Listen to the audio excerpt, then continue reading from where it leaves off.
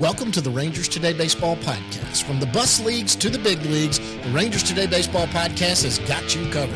Here's Jeff and John. Hey everybody, welcome to the Rangers Today Baseball Podcast. This is episode number 113. I can't believe it's already 113. But coming up and joining us today is Wyatt Langford. He's the rookie sensation outfielder who likely is going to make this team. We'll talk about him in just a second. Jeff is in Arizona. Jeff, good Lord, if we're going to start this thing the right way, we're going to have to start with Michael Lorenzen. That's a big signing that happened overnight, and we got to talk to our big league stuff. When did you find out? I found out on way back from Booties. I also got a ticket last night on the way home from Booties for having my phone in my hand. I was trying to connect my Bluetooth, and apparently I did it right in front of a pair of surprise motorcycle cops. Guy was very friendly. Tried to explain, well, that's not the law where I'm from. I was not aware of the law. He goes, oh, okay, ticket. So whatever. I've appealed it. I'm sure the people surprised, the fine judges and people here will understand my plight. But anyway, back to Michael Lorenzen. I got home and was finishing up some work and check Twitter like I do every 30 seconds, and ta-da, there was Michael Lorenzen report from Ken Rosenthal from The Athletic. And so I knocked out a story at rangerstoday.com, which you can get right now. Spring training special, 12 months for $48, or you can do $5.99 a month or $35 for 6 months. So yeah, I mean, it's a big deal. Michael Lorenzen was an all-star last year. He threw a no-hitter. He struggled after the no-hitter, which is interesting. His next 5 starts, he allowed no fewer than 4 runs. And then his first appearance in the bullpen, he also allowed 4 runs. He was demoted because he wasn't doing well, sure, but also the Phillies were getting guys back, and they just had a situation where he wasn't a good fit anymore. So, but he did pitch in the postseason. They darn near faced the Rangers in the World Series. Yep. Anyway, he's a proven major league starter. He was a hell of a hitter back when pitchers hit. He played some outfield, I think, for the Reds in a few situations. So good athlete, obviously an all-star, can throw no hitter. You don't do that if you don't have good stuff. And can dominate, which he's going to be able to at times, it appears. So what it does, though, is it gives the Rangers. Yeah, what's it do to Bradford? It gives the Rangers rotation depth. It's likely, though we haven't had any conversations yet with anybody from the Rangers. They're off today. They're probably waiting for the physical to get completed before they make any announcement. That's just the way the Rangers roll. So I would imagine that Michael Lorenzen is now will be in the starting rotation. I don't think he's going to be ready to start the season. He's built up to 75 pitches, but 75 pitches at a high school or at a facility, wherever he's throwing his bullpen sessions, even if he's simulating, even if he's facing like college hitters or junior college hitters, wherever he lives, it's not the same thing. Plus, the Rangers are going to want to look at his mechanics. They probably want to get him in the lab that they have here to get an idea of better idea of what he does best. Maybe some areas he could tweak. I'm sure Mike Maddox is looking into his arsenal usage last year and looking at what pitches might serve him well. So there's a lot. There's just too much, I think, to put him into the opening day lineup. Opening day is in 7 days. All right. It's in a week from today. This is Thursday, the 21st, it says on my computer.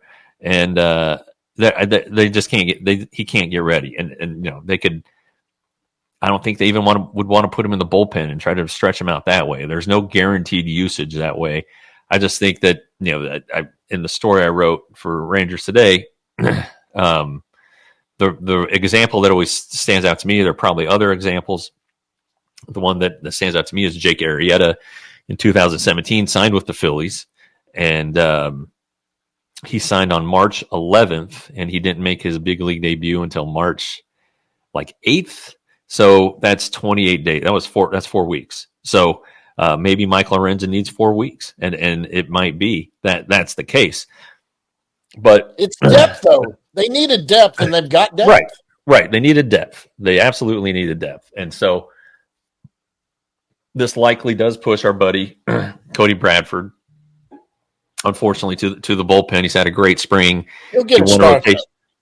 He's gonna start the season in the rotation until Lorenzen is ready, or these things always work themselves out. There might be an injury. Who knows? And so I think that when we'll be able to get some questions answered probably tomorrow, when everybody goes back to camp. But until then, it's speculation. But I think the very safe bet is to say that Cody Bradford will probably end up in the bullpen. It brings into questions now. Do the Rangers feel like they still need to keep Jose Urena? Does Jose Urena take the out in his contract because he just saw an opportunity kind of go away? Jack Leiter is still in big league camp. Do the Rangers want to put him in the bullpen? Do they want to try to have him stretched out? Because there is going to be a period until Lorenzen's ready to go. So do you still need to have a guy on hand? And maybe it's Leiter, maybe it's Urena, but it would appear that when Bradford is back, that a reliever is going to lose his job, or be probably somebody be optioned to the minor leagues.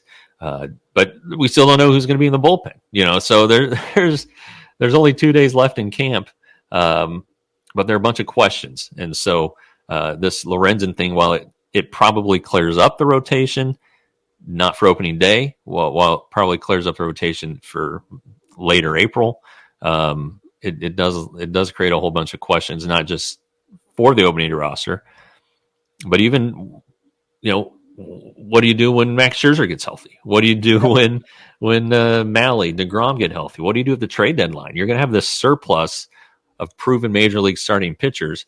You never want to get rid of pitchers, but you could make a trade. You could trade Lorenzen, 1 year deal. You could trade him. You could trade Andrew Heaney. Guys who are 1 year deals. Trade them and try to get something back for them. Try to get some prospects. Try to get some big league help. Who knows how the season's going to unfold. Maybe you want a bat. Maybe you're looking at a bat when they get to the trade line, and someone's got an extra bat, or they could use a veteran to come onto their. Maybe a team out of contention could use a veteran to eat some innings for the rest of the year until they get some kids they want. I mean, it dawned on me after this that this could be a team that is selling at the trade deadline, but feel like they're a World Series contender. And it's not about just buying something. They have some extra something. It's a great signing. I mean, look, this shuts the door on Montgomery. So everybody just stop. That's over now. This was that signing, and it's smart. Like you said in your article today, this keeps them under that second luxury tax, whatever it was, the second tier. It keeps them under level, that. Yeah. So they don't have to pay the extra. That's great. All right, if we're going to go past that, we know with the Lorenzen deal, that's a big deal. So let's go to Seager and Young. Both of them it's starting to look like going to have both for opening day. That's what Bruce Bochy thinks, and he's the manager. Josh is very confident that he will be back. He's playing in minor league games. He's running. He hasn't played third yet that I'm aware of. That's how he was injured, fielding ground balls. Seager, on the other hand, has done only live batting practice. I've seen him run. You saw him run when you were here. He's ground balls. I anticipate, or the Rangers anticipate, that they'll both play in those 2 games, Monday and Tuesday, against the Red Sox at Globe Life Field. Young has a chance to DH in both the Cactus League games, the remaining. Actually, there's 3 games. There's a split squad, but he could play Friday and Saturday at DH. Exhibition games too. Yeah, right. So everything's trending the right way. They need to get on the field though and play some defense. That I know people think this is crazy talk, but like it's a big deal for these guys to go from sneakers to shoes with spikes. Yep. They've been sitting around for a while, and now they may have to go stand out in the field if there's a bad inning for 15 minutes, let's say. And they're going to have to do that 9 times, potentially, even with the pitch clock. So it's a little bit. There's still some hurdles they have to clear. They may need DH days early on, which would then put probably Ezekiel Duran wherever he's going to be the Swiss Army knife. Is Josh Smith going to make the roster? He could. Do the Rangers feel good about Duran at first, so they can go with a Duran-Walsh platoon at first base, or do they want? Or does Duran need to be at shortstop a lot, and so they need to take Foscue and not have Smith? So, or Blaine Crim too. So there's just a lot going on because of these 2 injuries. I do think that Young is going to be fine, but Bruce Bochy did say that that Josh is going to need some DH days. So you got to figure out, well, who am I most comfortable with at third?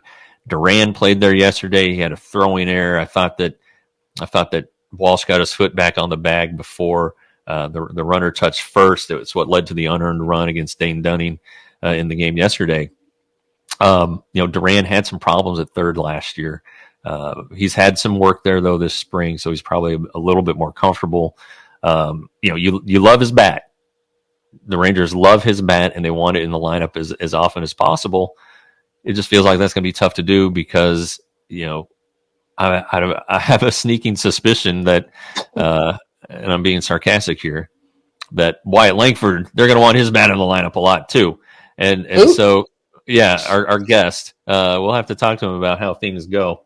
But it's interesting, and there's just seemed to be a lot of questions that even a week ago there didn't seem to be. I mean, I thought a week ago that Corey Seager had no chance in hell of making the opening day roster, but it's accelerated pretty quickly.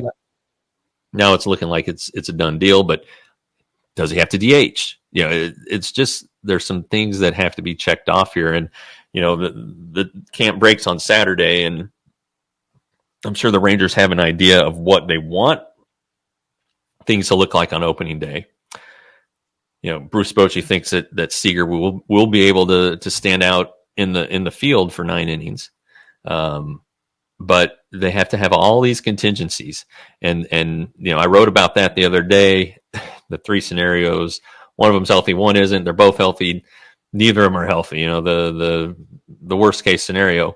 And there are a lot of people here who could make the roster depending on who's healthy and who isn't. And I'm sure the Rangers are being very honest with those guys, saying, hey, this is the only way you make the team. So start looking for houses in Round Rock, or if you have an out, start calling other clubs, see if you can get a better opportunity somewhere else.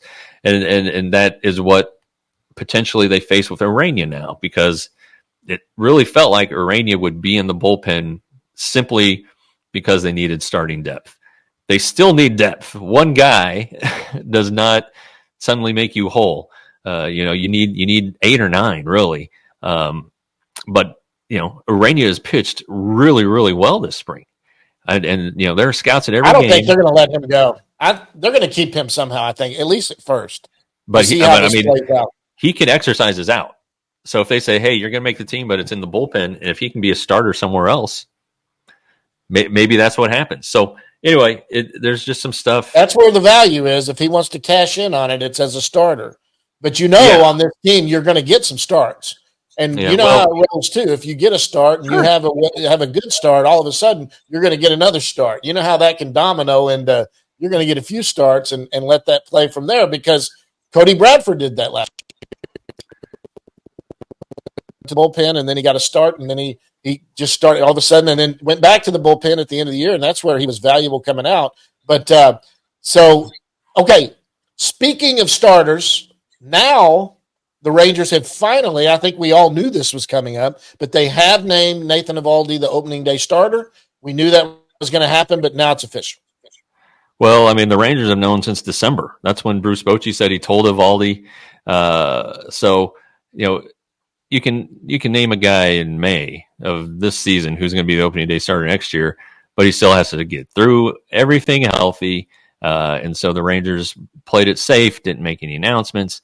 And then also, apparently, MLB now coordinates the release of these things, although other teams have let the cat out of the bag earlier. But the Rangers play by the MLB rules. And so, but it was obvious. I think we've all been writing it. I'm pretty sure I wrote it like after the first game of camp. Everything just lined up that Eovaldi was going to be the opening day starter. And of course he should be. I mean, he's the veteran. He's the guy who is the World Series hero, postseason hero, went 5-0 in 6 starts, won game 5 with 6 ballsy innings in which it seemed like Arizona was threatening for every inning. He got out of it every time. Got out of it, knows how to pitch, veteran guy, ready to go. And so he's been, this is his 4th opening day start. He had 3 with the Red Sox, so he won't be intimidated by the moment. So start off with your best guy, and then I'm not sure how it's going to fall now. I mean, okay. The Rangers still haven't determined how it'll go. Gray and Dunning both pitched yesterday. I think they're going to go Eovaldi for the second. I think they're going to go Heaney for the second game. Then Slide Gray, a left-hander in there. Then Dunning, then Bradford. The Rays are the second series, and the Rays murder lefties. So I think that the Rangers will try to limit it to 1. But anyway, we'll figure that out too. But really, the rotation's been pretty good this spring. I know Dunning had a couple hiccups. All performed well. Heaney had a start that wasn't great, but their last time's out. I mean, they're peaking at the right time. They've been really, really good. So should feel good about the 5 in the rotation. Yeah, and Bradford's been great all spring. And I'm going to defend Cody Bradford here. I know a lot of people are saying, well, I don't feel good about him going a second time through the order or third time through the order. You got a very small sample size of this guy last year. He's gotten better in the offseason. Players are allowed to get better. That's the thing that these stats, he knows how to pitch, are just so misleading. They just, you can't take a guy who has 5 or 6 big league starts and label who he is. He is allowed to get better. He doesn't have to be the same guy the rest of his career, and he's gotten better. He's added a curveball.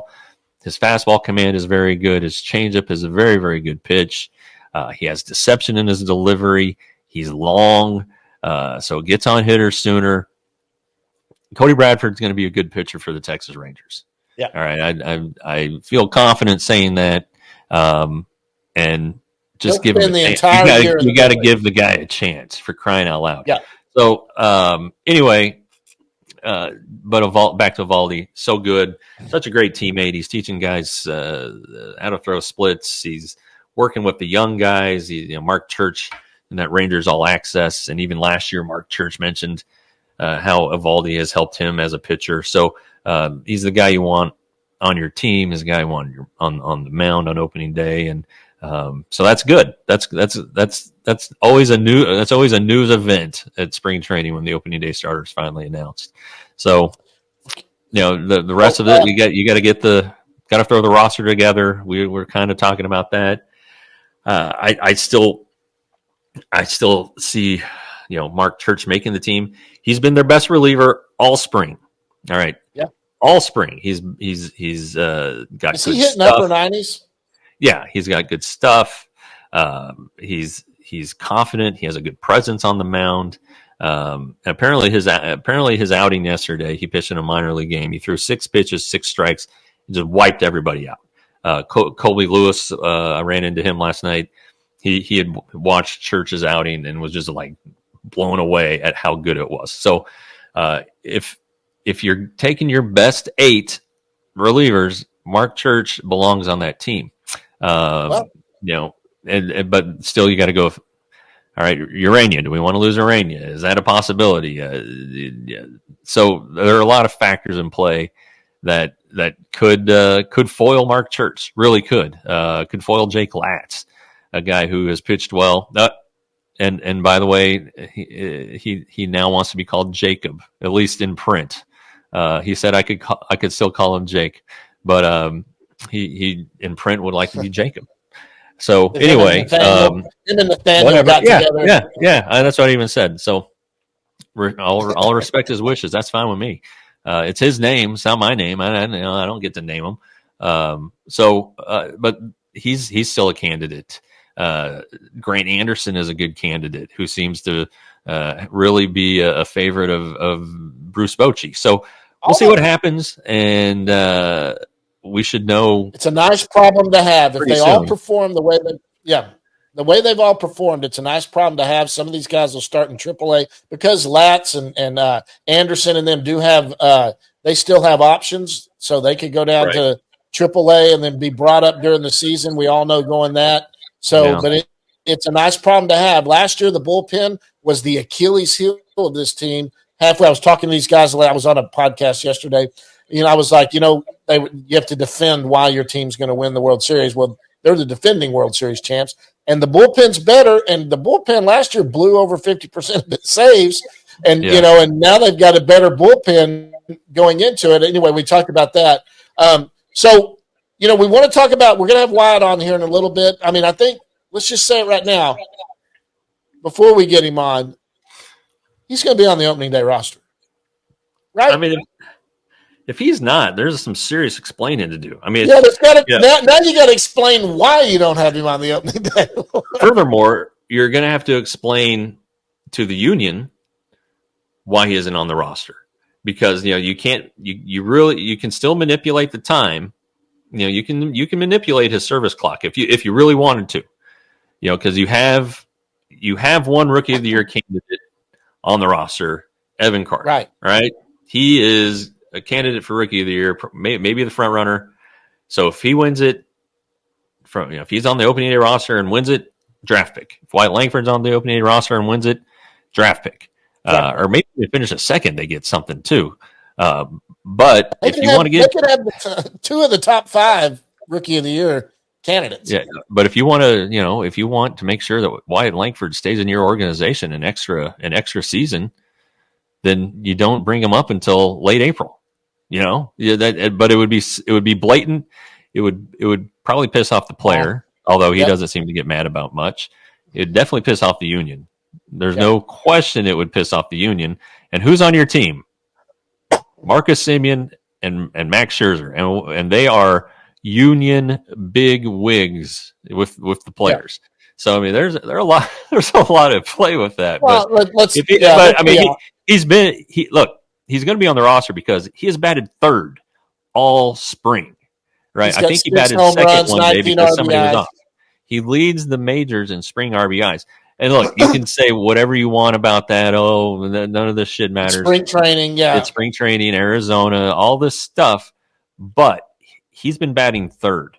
He's been starting. He's been leaving with the regulars after 2, 3, 4 at bats. He is seeing the best pitchers that these teams have the opportunity to offer right now, and he has been the Rangers' best hitter. Okay. We got to do one thing before we get out of here. We're going to get Wyatt on here in just a second. He's about to join us. But if we don't bring this up, I just want to hear your opinion of it. You're not around here, so usually you're sitting next to me, but you're not here. But what do you think of this Otani stuff that is broke overnight? This is not a good optic at all. Look, this could totally be exactly what they're saying. This could be a runaway translator that was betting or whatever, but man, oh man. Whew. Yeah, it doesn't look good. For everybody who doesn't know, somehow Shohei Otani's interpreter was fired for the Dodgers for what they called something like serious theft or something. And it relates to gambling, and it's $4.5 million. All right. So that's prison time. Yeah, well, okay. Does I mean, wouldn't Otani have the opportunity to file charges or not file charges? I mean, Sure. right before he was fired, right before he's Yeah. fired, they're in the He's dugout on TV. they're laughing with each other. But MLB really needs to investigate this. Oh my gosh. This is so. Look, the no betting on baseball is one of the oldest rules in the book. It got the White Sox or the Black Sox. It got Joe Jackson. He's not in the Hall of Fame. Look at his numbers. He was a tremendous player. Pete Rose, of course, not in the Hall of Fame because of this rule. And I know Shohei Otani is the biggest star in the game, best player in the world. And if you can find evidence that he bet on games, he has to be kicked out of the sport. Now you got to go along. There's a lot of dots to connect, but there's an federal investigation into the bookmaker who is based in Orange County. So Anaheim is in Orange County. And here's another question: how does a bookie who doesn't make money unless he collects, how does a bookie let an interpreter who makes $100,000, $200,000 a year, maybe a little more because it's Otani, how does he let somebody like that rack up $4.5 million in debt unless he knows who's backing him? Yep. Unless he knows who's backing him and who's his buddy or whatever. Look, Otani could, for you Dodger fans, he could totally just be a guy that bailed out his buddy. He totally could, which is still a bad look because you shouldn't be dealing with gamblers.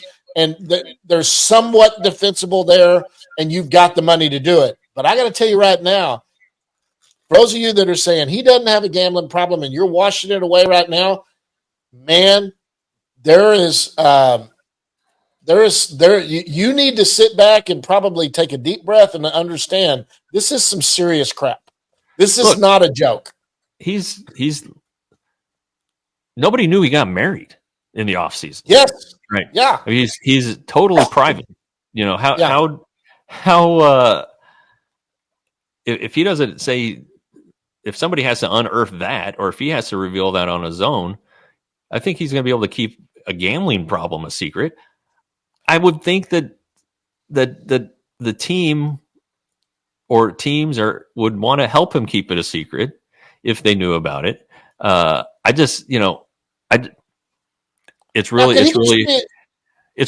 really hard to think that this guy, Ipe is his first name, had access to Shohei Otani's accounts, and I know they're big buddies, but John, you're my buddy. I'm not going to give you fucking access to my accounts. No, not our bank accounts. Hell. Yeah, I mean, I'm not. I just can't see how Otani didn't know, and MLB just can't look the other way. MLB has to investigate it. Pete Rose should be standing on mountaintop screaming if that's the case. Look, I don't know. I had to bring that up. This is legitimately something we're going to have to watch. Because if they don't investigate, shame on Major League Baseball. They have got to do something to show that they've looked into this. And nothing could come of it. And I'm fine with that. I love watching the guy play. He's the best player in all the sport. So I like watching him play, but good Lord, this is not a good look. Yeah. So, yeah. There's smoke, Yeah, there's usually fire. Anyway. Hey, let's get Wyatt on here. All right. Yeah. Wyatt Langford, guys, he's coming up right after this, and then we're going to go down in the bus leagues.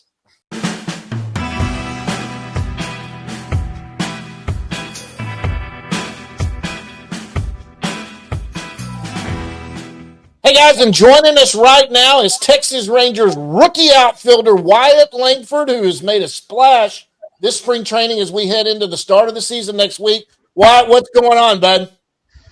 Not a whole lot, guys. I'm doing pretty good. How are y'all? Good, thanks. Thank you for joining us on the off day, which are not very common in spring training. You don't have to go to the ballpark at all today. So What are you going to do? A lot of nothing, probably. I I think I'm actually going to try and play some golf today, though. Uh-oh, are you any good? Well, this will be my third time ever playing, so So, so I you'll break 80. I think that answers your question. My You- guess, though, is when you connect with a golf ball, it probably goes a long way. Yeah, just not the right way. yeah, it may go a long way left or right. Yeah. Yeah, no, I get it, but that's good. You got to learn how to play golf. I think it's part of being a big leaguer, which Yeah.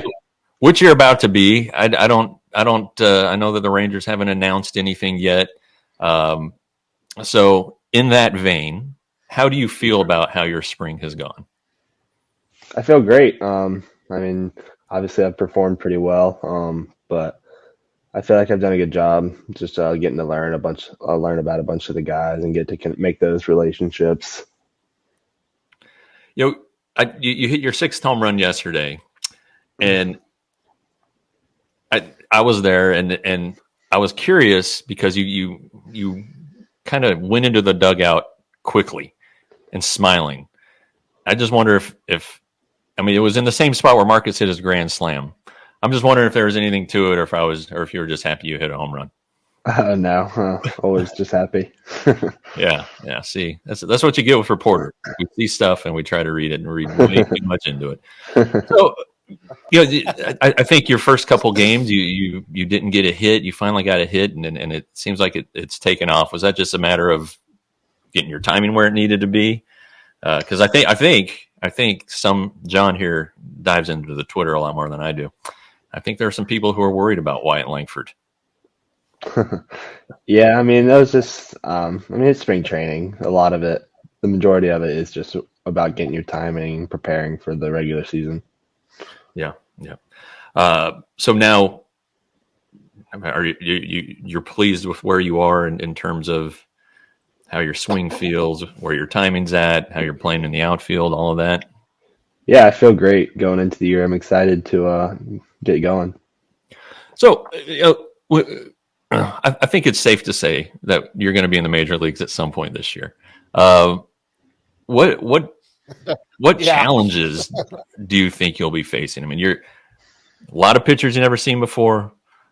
You've never been to any of the ballparks that I'm aware of. So it just seems like you've got a lot.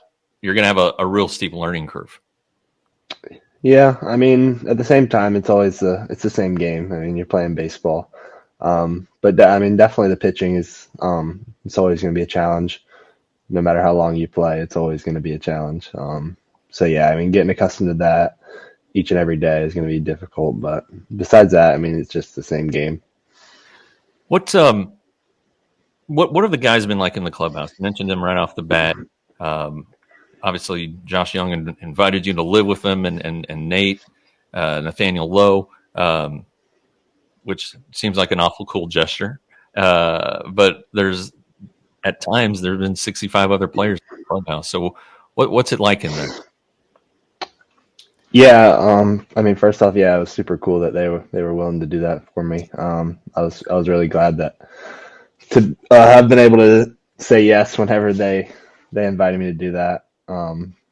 But yeah, the guys in the clubhouse have been great. The guy I keep talking about is Travis Jankowski. He's been super good to me. Just being around him, I've been in the outfield and stuff. He's been good. But I mean, there's like for the most part, everyone has been very like open and willing to talk and help. Travis was our guest on the last show, and he talked about how you seem to be in a better place mentally and maturity wise than he ever was when he was a rookie. Of course, he's like the nicest guy on the face of the earth. Yeah. But you do seem to be handling He also all said this. he would kill for that talent. He also said he would kill for his talent. Yeah. You also seem to be like very level-headed. Where does that come from? I wish I could tell you. I don't really know. I mean, I try and just don't treat moments too big. I mean, it's always like I said earlier, it's the same game no matter what you're doing. You just have to stay calm at all times and just go out there and have fun. Is this a parent? Do you think? I think everybody says it comes from their parents. Are you a believer in that as well? Yeah, I mean, I would say so. I'd say a lot of it has to do with kind of how you're brought up, and that definitely has a little bit to do with it. So what was it like growing up? You said that early on that you weren't a very good hitter when you were 9, and your dad came out and made you hit, and then you got back on track. But it seems like there's a lot of support there for you. Oh yeah. My dad did everything when it came to like coaching and all of that. Yeah, I mean he played a little bit in high school, but that was really the extent of his playing baseball. And it was just kind of I always say he was on YouTube all the time looking at all the drills and all that stuff. So that's where we got most of our hitting knowledge. Does he still try to coach you up, or does he just say no? Let's leave this to No, he backed off a little bit once I got to college, and then now we don't really talk about it that much. Were they able to come out with your family, your wife? I mean, you're a newlywed. Was everybody able to come out and see you at all? My wife did not because they're in the middle of their softball season, but both of my parents did, and I had some other family members come out as well. Okay, I did not know about the wife being an athlete. Yeah, softball player at Mercer University. She's Mercer, that's in Georgia? Yep, Macon, Georgia. What's she playing? She's an outfielder, lefty hitter.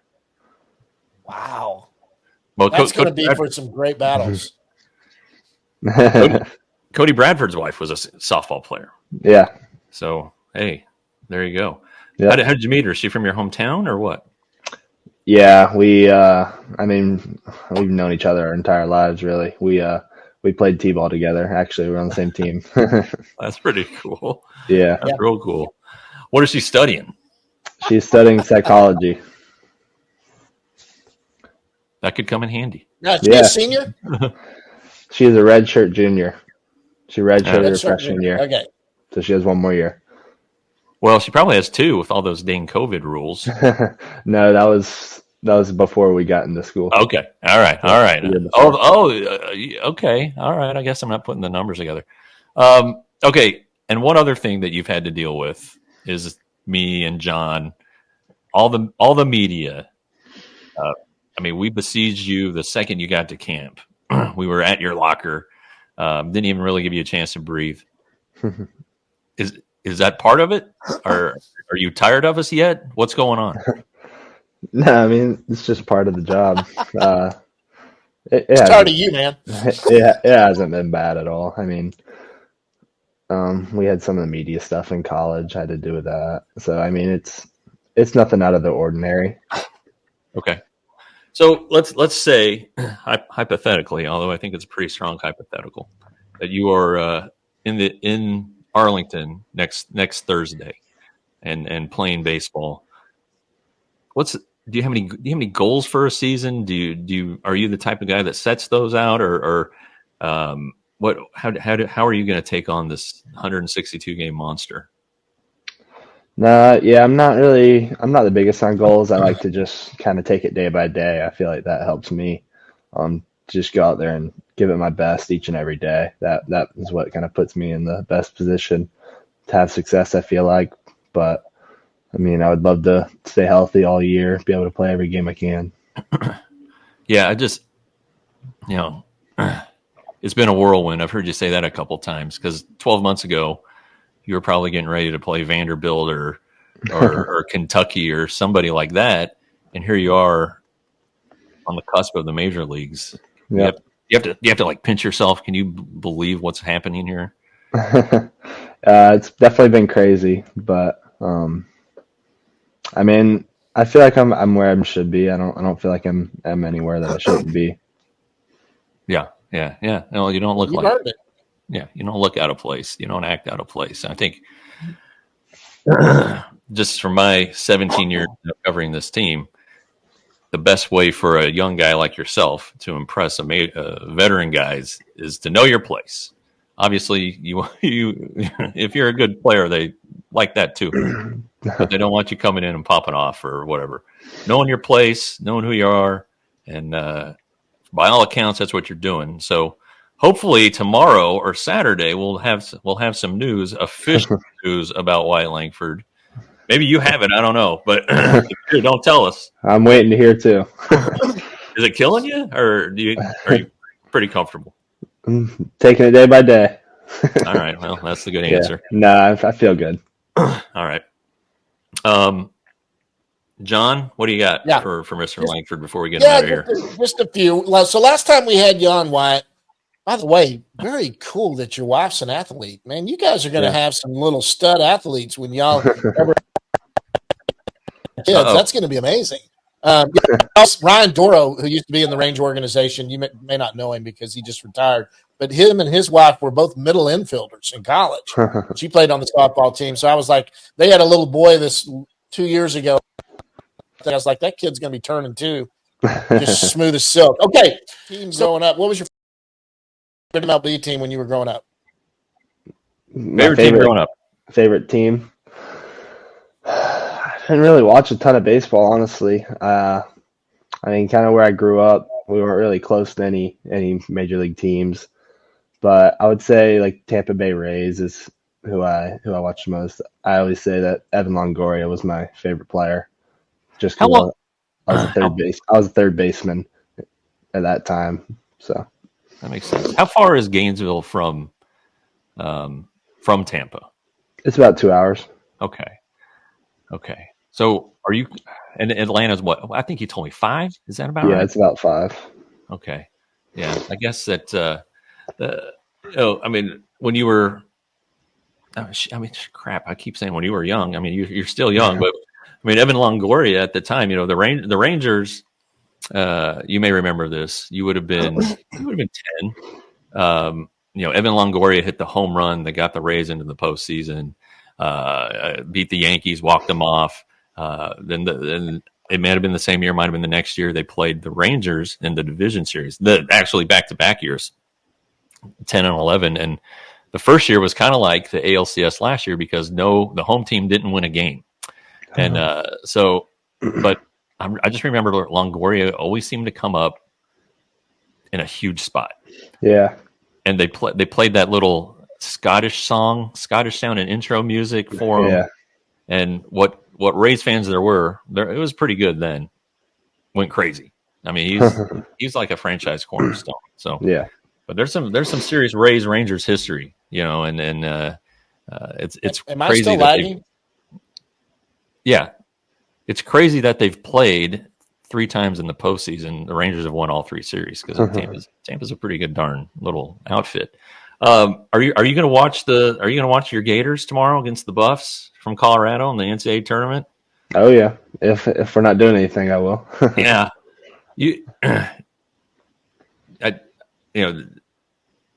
did you go to a lot of ball games there? Because I always thought the gym looked really cool. Yeah, it's very nice. They just redid it, I think, like right before I got there. Went to a couple basketball games, not a ton. When I was there, we didn't perform too well, but they're starting to turn it around now. They look good. I went to one this year actually, and it was really fun. How did how's the baseball team doing? They're doing all right. They're losing some games they shouldn't, and then they're winning games they beat Texas A&M the other day in the series, and they were undefeated. That's good. A&M's coach, Jim Schlossnagle, used to be the TCU coach. You guys played TCU there to go to the finals. They had to beat you twice. What were your impressions of the Frogs last year? They're good. They had some really good players. And they had Braden Taylor, who's a first rounder. He went to the Rays, I think.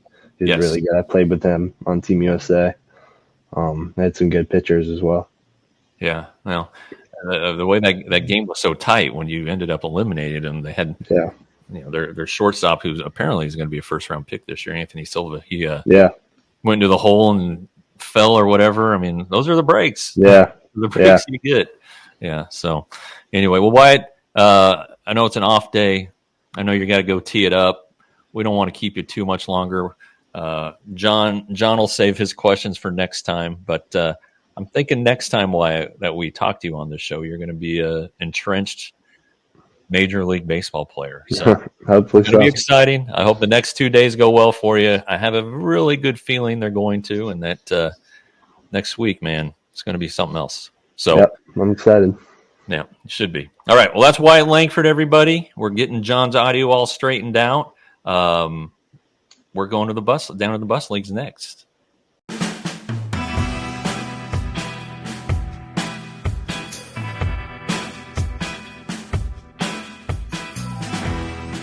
All right, big thanks to Wyatt Langford. Sorry about whatever electronics I'm dealing with there, guys. I don't know what was going on.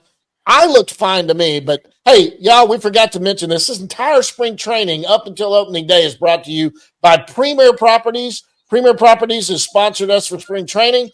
Look, whether you're buying, selling, leasing, or you own real estate, Premier Properties can help you in all of that. They manage properties, do that. That's where I work. This is where the Premier Property Studios are. Go to Premier Properties at swdallasrealty.com. That's SW like Southwest, DallasRealty.com.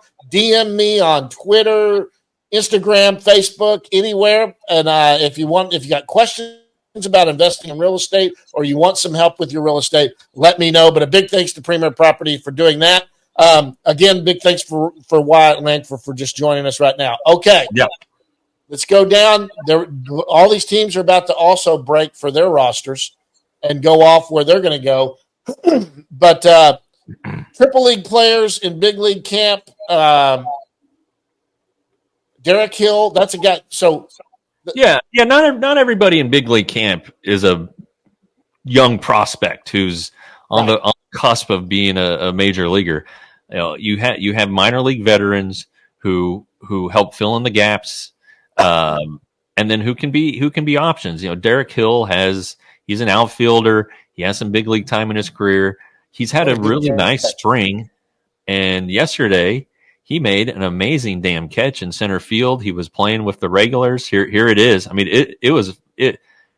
this is from Brett Kelly from Channel 11 got this. It was an unbelievable play. And he can play all three outfield spots. He has hit well. He's a good-looking guy. He looks the part. He just has signed with a team that is coming off the World Series and has a guy named Wyatt Langford who's going to be he's going to be one of the 5 outfielders. He's not going to be the 5th outfielder. But so any injury though, this guy's waiting in the wings. Yeah. I mean, he's an option, and you have a left-handed reliever, Chason Shrie. People should know Chason Shrie. He's pitched for the Yankees. He's pitched in big moments. And Austin Pruitt, who was born in Plano, went to high school in the Woodlands, and he had a nice season last year with the A's. There are guys who are going to be able to help. They may get other opportunities. If they do, the Rangers won't stand in their way. They'll let them go. Danny Duffy's another guy. A few years ago. Yeah, Danny Duffy's another guy who pitched well yesterday, broke some bats, got some strikeouts. Really was good. He could still make the big league team theoretically. Not out of the question. The Rangers wished he threw a little bit harder. He's been topping out at about 92. They'd like to see it tick up a little bit, but guy knows how to pitch, and he's a bulldog. So, but these are guys who you could see at AAA, and they won't get too much in the way of whatever prospects end up there. But they're guys who you like to have, guys who know what their role is, know how to play pretty well. Honestly, in the minor leagues, that's why they're still around. And so just don't sleep on these guys because every once in a while they pop up. Hey, is Sebastian Walcott going to start out in Frisco? Jeez, he keeps playing in these backfield games with the Double-A group. Now, those groups are going to change because the players who are in big league camp About to get are gonna move to AAA, and whoever's been playing at AAA is gonna get knocked down to AA. I'd be shocked. I would be really, really surprised if he starts at AA. I think high A is looking good because he's advanced. I mean, down east would be a challenge for him, I think. But I think the Rangers also see a real good talent. He played third base the other day in a minor league game, so the notion that he's too big for shortstop, maybe they're starting to introduce him a little bit to other positions, whatever. When he fills out, he's 18. He just turned 18, so he's still growing. So we'll see about that. He's played a lot of, like, him and Cam Cauley have been in the same lineup together a lot on the backfields. I would think that Cauley does start in AA though. If I had to guess, he's had a real nice spring. He did well last year at high A. I think he's got a chance to, and the Rangers obviously traded Seager and Acuna, so I'm not saying they're short on shortstops, but there's opportunity there. So we'll keep our eye on it. The AAA team opens the next Friday. Round Rock opens the season next Friday. We're going down there at some point. Yeah, we're probably going to be down there.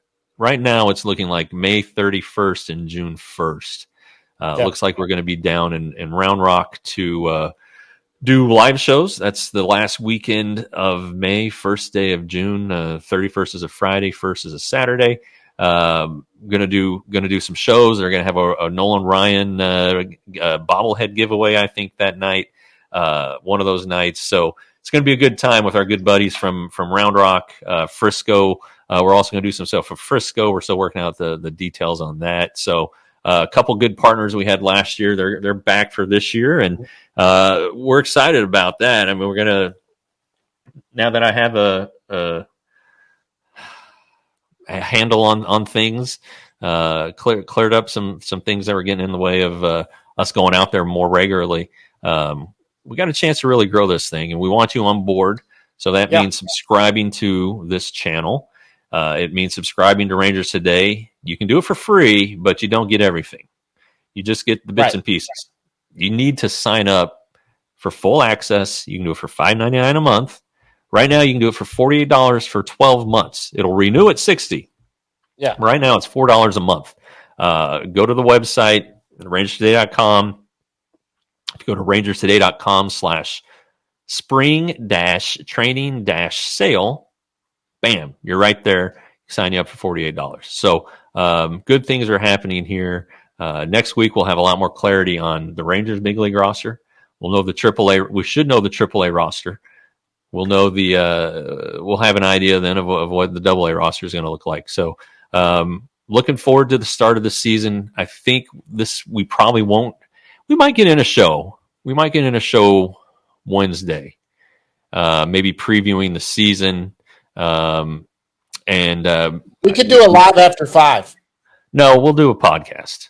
Okay. I know Joel's got to work, but just kind of do a season preview. Maybe we can do it at night when Joel's free, or during the day. We'll talk to him. But we'll do one next week. Our guests will probably be from Round Rock, would be my guess. They're going to have a media day, and depending on who's there, it could be a pretty good darn guest. I've got a guy in mind. But we like all those guys down there. And last year, Jonathan Ornelas is the one who finished, who filled that role for us. And always like having Juice on. He's a good kid, and maybe we can run it back with him. But shoot, the season is here. It's here next week. I mean, it is a week from today. So I can't wait. I'm going to be out there, guys. Hey, listen, for Rangers Today, I've kind of thought about this. If you're watching this, me myself, if you guys are going to have a big tailgate somewhere before the game next Thursday, you let me know. I may try to come out with my camera and hook up if you got some free food or something like that.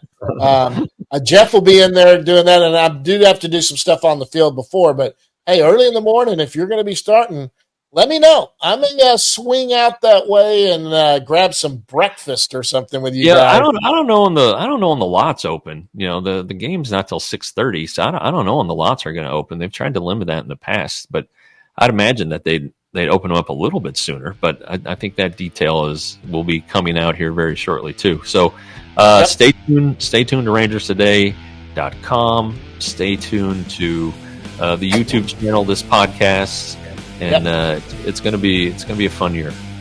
Yep. All right, guys. Well, let's get out of here. It's been a great day for Wyatt Langford for joining us, guys. For Jeff Wilson, Wyatt Langford, I'm John Moore, and until next time, we will see you at the yard.